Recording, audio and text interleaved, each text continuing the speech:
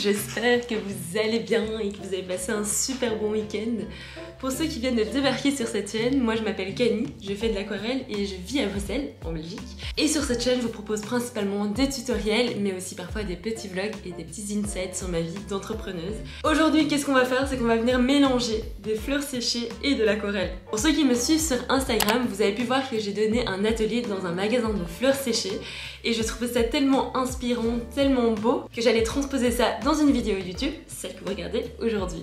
Donc l'idée c'est qu'on va venir faire deux compositions florales. Donc, si jamais vous n'avez pas de fleurs séchées, pas de soucis, vous pouvez quand même suivre le tutoriel parce que je vous montre vraiment comment disposer les différentes parties d'une composition. Donc voilà, j'espère que ça va vous plaire. N'oubliez pas de vous abonner, ça m'aide énormément. Allez, sans plus tarder, je vous laisse avec le tuto. En termes de fleurs, je vous conseille quand même de venir prendre des fleurs déjà séchées. Elles peuvent par exemple venir d'un bouquet de fleurs séchées que vous avez déjà à la maison, ou alors vous pouvez venir faire sécher vos fleurs vous-même à partir d'un simple bouquet de fleurs. Aujourd'hui, on va aussi venir utiliser de la colle. Ici, c'est de la colle blanche que vous pouvez trouver facilement en papeterie. Avant de venir peindre quoi que ce soit, on va venir disposer les fleurs sur notre feuille pour savoir où est-ce qu'on va les mettre. Ça va vous permettre de savoir la place que prend telle ou telle fleur, mais ça vous permet aussi d'avoir une idée des couleurs que vous allez pouvoir utiliser avec votre palette aquarelle. Je viens ensuite marquer la position de mes différentes fleurs avec un crayon. Je vais pouvoir maintenant m'attaquer à l'aquarelle. Lorsque je crée un motif, j'essaie toujours de commencer par les éléments les plus importants. Et ici, comme il s'agit des fleurs séchées, je m'attaque d'abord aux feuilles. J'utilise la pointe de mon pinceau pour faire la tige et ensuite je viens appuyer avec mon pinceau pour créer des longues feuilles. Lorsque je peins ma composition, j'essaye aussi de garder en tête là où se trouvent mes fleurs, là où j'ai mis une petite croix avec mon crayon. En effet, lorsqu'on peint un motif, c'est hyper important de bien équilibrer sa feuille. Et donc pour éviter d'avoir trop de feuilles d'un côté ou de l'autre, j'utilise mes petites croix comme guide. Lorsque je peins mes feuilles, j'essaie également de rajouter du mouvement. Cela veut dire que je ne vais pas orienter toutes les feuilles du même côté, je vais en faire des vers la gauche, vers la droite et même vers le bas et le haut. Une fois que je suis satisfaite de ma base de feuilles, je vais venir peindre des mini-fleurs. Et pour ça, je vais venir utiliser du rose poudré.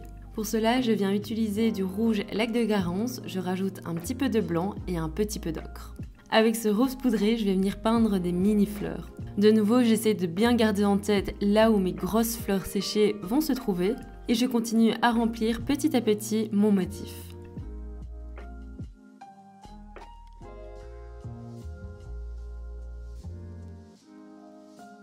Maintenant que j'ai fini avec mes fleurs, je vais venir rajouter des épis de blé.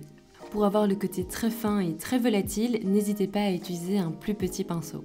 Mais quelle que soit la taille de votre pinceau, la technique reste la même. Vous utilisez la pointe de votre pinceau et vous faites des tout petits traits au bout de la tige. Une fois que vous êtes satisfait de votre motif, on va pouvoir venir maintenant rajouter les fleurs séchées.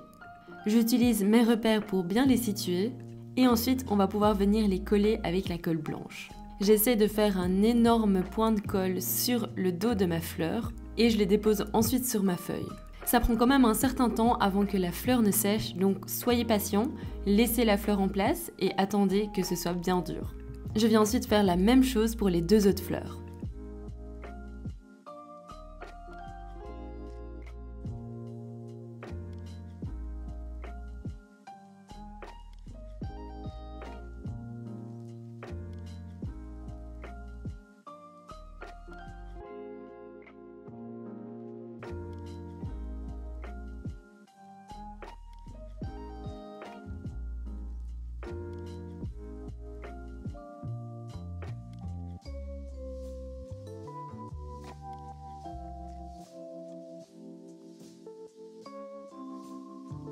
Et enfin, quand tout est bien sec, je vais venir rajouter des mini détails sur mes petites fleurs.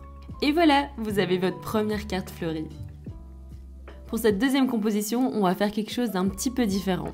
On va commencer par peindre notre composition et ensuite on va venir rajouter les petites fleurs séchées par la suite. Un petit peu comme les épis de blé qu'on a rajoutés à la toute fin dans notre première composition florale. Pour cette carte-ci, j'avais envie de faire des coins fleuris. Au début, j'avais juste envie de peindre des feuilles et puis en cours de route, j'ai changé d'avis. Et donc je suis venue rajouter des fleurs par la suite. Mais en général, je trouve ça quand même plus facile de commencer avec les fleurs et puis rajouter les feuilles par la suite. Pour peindre les feuilles, je vais venir exercer de la pression sur mon pinceau et parfois pour venir rajouter un petit peu plus de volume, comme celle tout en bas, je peins deux feuilles collées l'une à l'autre. Je termine ce coin en rajoutant des mini roses et pour les peindre, je viens faire des mini arcs de cercle en jouant avec la pression de mon pinceau.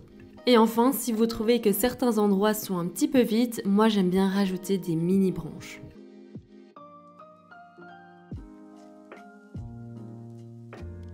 Je suis ensuite venue faire le coin opposé avec de nouveau la même structure, des feuilles vertes et des petites roses.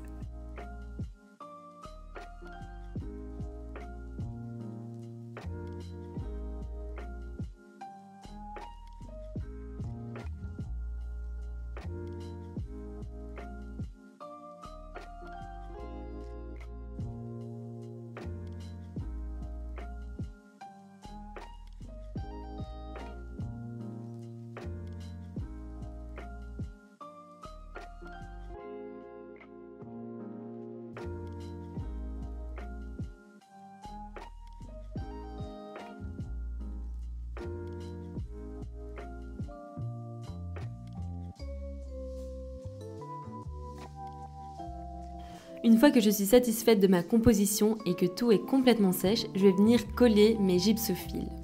Contrairement aux grosses fleurs de ma première composition, ici ça va être un petit peu plus difficile de trouver un point d'attache. Je vais essayer de venir poser mes points de colle à des endroits stratégiques, soit sur le nœud entre deux branches, soit à l'arrière même des fleurs. J'essaye aussi de faire en sorte que la taille des gypsophiles soit adaptée à la taille de ma composition. Par exemple, ici la taille de ma branche était beaucoup trop grande et c'est pourquoi je la coupe en petits morceaux. Et comme ce sont des fleurs séchées qui sont assez petites, faites vraiment bien attention à les manier avec douceur. En effet, elles peuvent facilement se casser, comme vous avez pu le voir ici sur la vidéo. Et voilà, maintenant que mes gypsophiles sont à la bonne taille, je vais pouvoir passer à l'étape collage. Vous allez voir qu'avec des éléments aussi petits, parfois je vais galérer à les coller, mais au final, ça va quand même bien donner. Ce que j'adore avec ce genre de composition qui mélange aquarelle et fleurs séchées, c'est vraiment le côté 3 dimensions qui va venir faire ressortir votre petite œuvre. J'essaie donc de rajouter des petits éléments à gauche à droite, un peu comme si c'était un élément aquarelle à part entier. Et je vais continuer comme ça jusqu'à ce que je sois satisfaite de la composition finale.